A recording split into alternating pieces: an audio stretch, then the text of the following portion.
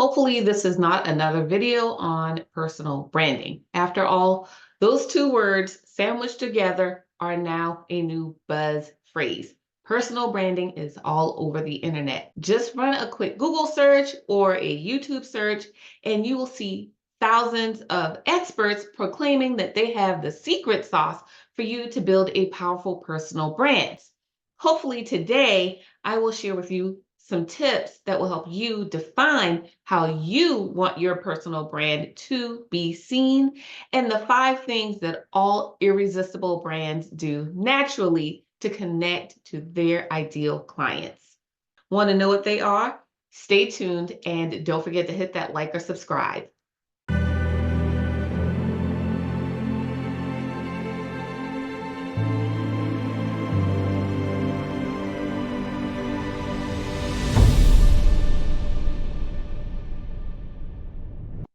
Hi, lady. My name is Sybil. If you're new to my channel, welcome.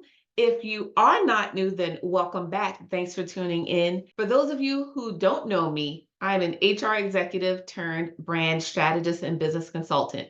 My mission is simple: to make entrepreneurship accessible for this generation and the next generations of women entrepreneurs.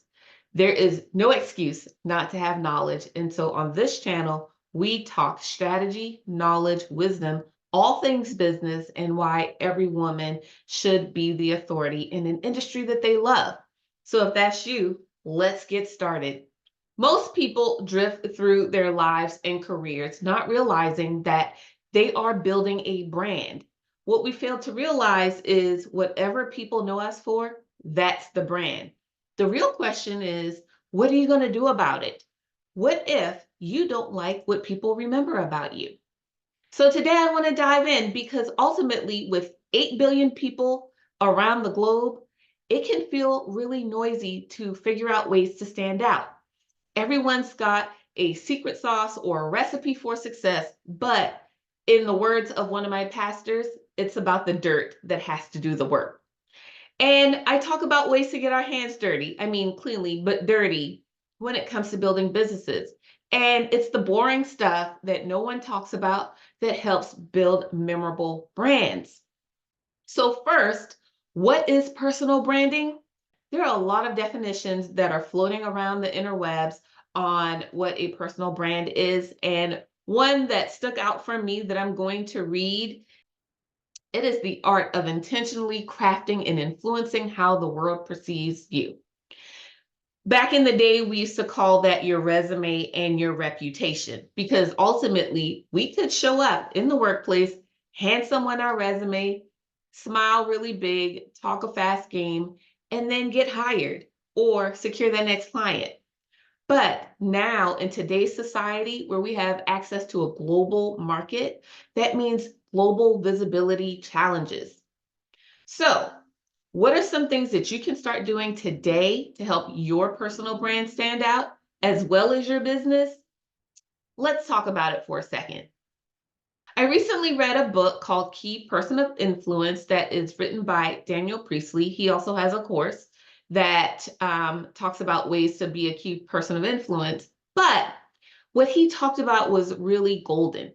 It wasn't about being an influence across all industries. It was about getting clear about the one industry you want to be really well known in. And in fact, in his book, he says it's not the billion people you want to target, it's more like 25,000. And putting that in perspective, how much more accessible would building a premium brand be if you were able to connect with just the 25,000 people who need to know your name, your services, and what it is you offer? Seems like a much lower hurdle to have to leap over.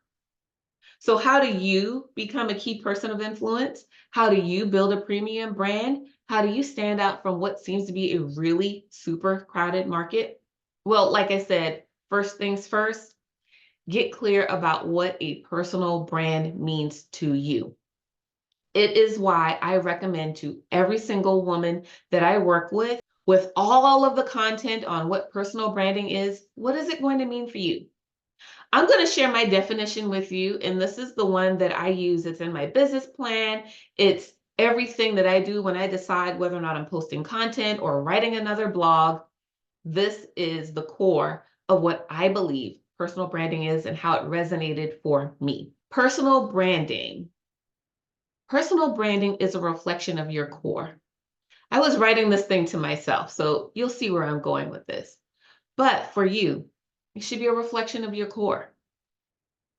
Should outline your abilities and knowledge and expertise in a way that highlights everything people need to know about you and the things you desire for them to know more about you.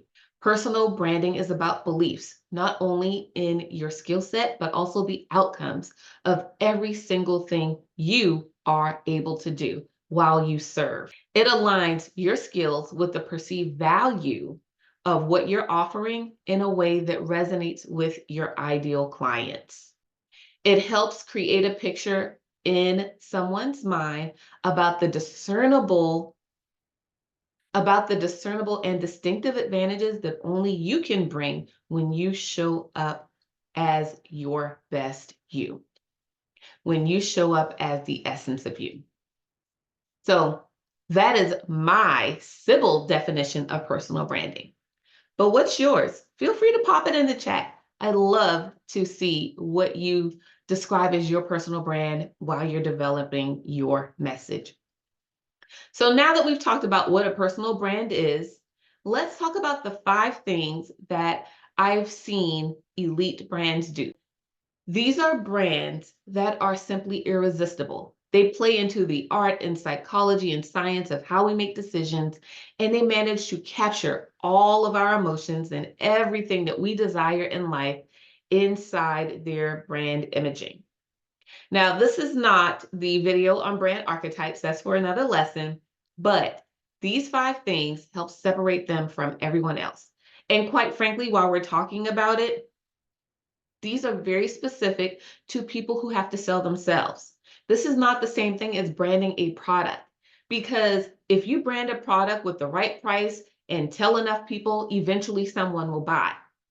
For those of us whose product is people or ourselves, the sell's a little bit different. So we don't get to just put ourselves on the Walmart or Target shelf and cross our fingers that if we produce enough, someone will show up.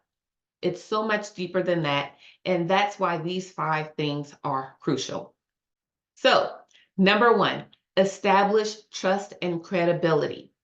I know that a lot of people talk about being your authentic self. Well, I'm here to tell you that authenticity is not always leaving space for being kind. And if you're building a service-based industry, you can be authentically rude or you can be authentically nice. You decide. Whatever you choose, think, am I trustworthy? Am I credible? Does what I am saying make sense to everyone that I am trying to talk to?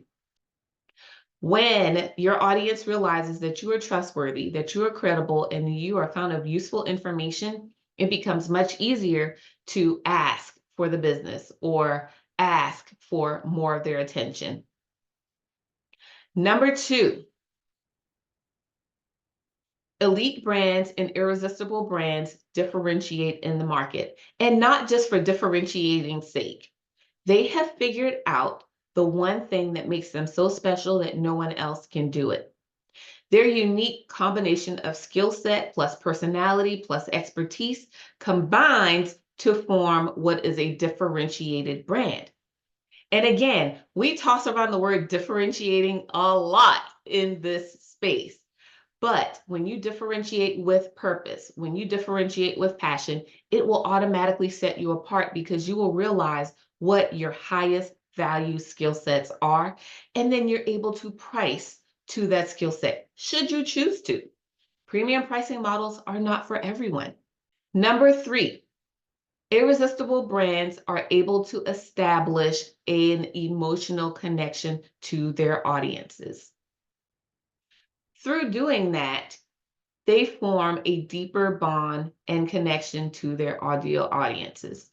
I remember when the late, great Michael Jackson died, and you could just see the panorama of millions of people around the globe crying over this loss of a man they never met.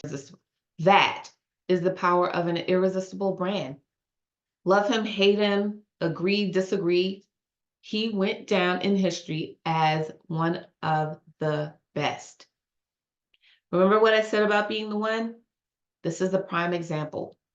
How can you start forming emotional connections to your audiences that don't trigger them or make them feel hurtful or fearful? If you got any ideas, definitely pop in the chat, because so often we as women, service providers, and empaths, we worry about triggering too many pain points or showing up and have concerns about whether or not what we're saying might permanently damage someone or re-injure them accidentally. Number 4, irresistible brands figure out how to tie their personal brand to business outcomes. Too often, throughout my time working with hundreds of women, I have seen them focus so much on building a personal brand strategy, and they omit the fact that it's supposed to be generating income. I recently interacted with a lady who told me that she had over 30,000 followers and was broke. Why? Because she forgot to tie every single interaction to a tangible outcome. This is why it's so important while you're building brand, you've also got operations, strategy, and everything else to put it all together. Without building a strategy, you may as well toss your brand in the trash. Last but not least, number 5, irresistible brands figure out a way to build relationships with audiences that not only know their name, but say their names. There's nothing more refreshing as a business owner when someone says, "Oh, I heard about you," or "So and so referred me." That must mean you're fabulous. Once you get your brand to a place where people gladly speak your names in rooms that you are not in, then you know you are on the way to an irresistible brand. So I got to ask the question, out of the 5, which one stands out for you the most? Which one are you going to focus your attention on in the next few weeks? Because this channel is all about taking action to start building a personal brand that resonates with who you are, what you're passionate about, and how you intend to serve. And remember, each interaction you have with someone is an imprint in their mind about who you are and what you're going to do. Each interaction matters. It's almost like making the first impression every single time you open your mouth, take on a new client, post a post, like a like, or follow someone. All of those activities matter and are indicative of the personal brand you have. One word of caution. This does not mean changing who you are. And in fact, I want you to be the fullness of who you are. And to make sure you're on the right track, I recommend you answering these 3 questions for yourself. And the first one is this. Number 1, what level of visibility do you desire? Don't worry so much about the you today, but do you want a global brand? Do you want a global presence? Or do you want something smaller, more niche? Number 2, make it memorable. What word or words do you want people to associate with your name? And how can you start teaching people to use those words immediately? Last but not least, number 3, what do you believe to be true about you? Do you believe you? That is the biggest question any woman in business can answer. If you don't believe you, then other people won't believe you either. So really, can you start believing you and all of the things that you are fabulous at? Are you willing to bet on you and say, yes, I know these things to be true about me, in spite of the feelings of imposter syndrome or where I am right now versus where it is I want to be? When you sit in those answers to those 3 questions, regardless of what you choose, from local phenomenon to global brand, the choice is ultimately yours. It is up to you to define your personal brand in a way that aligns with the vision that you have for your life. Once you decide, I encourage you to be the best, be the one, and be the authority. And I'll see you at the top, because that's where we all belong. Bye for now.